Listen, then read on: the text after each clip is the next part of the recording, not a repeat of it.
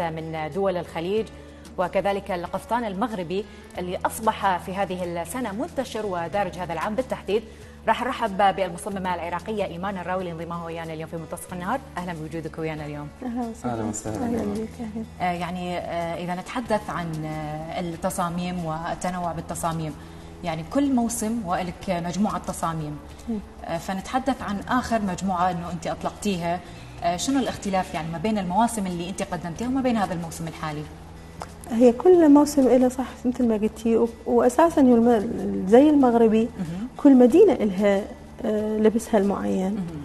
فاحنا برمضان أطلقنا المجموعة مال رمضان اللي هي هذا اللي أنا لابسته، كونه صيفي وسهل وبسيط ويلبس كل يوم بعد الفطور، حتى لو تروحين على مكان أنت معزومة تلبسيه. هسه عندنا المجموعة الشتوية اللي راح تنزل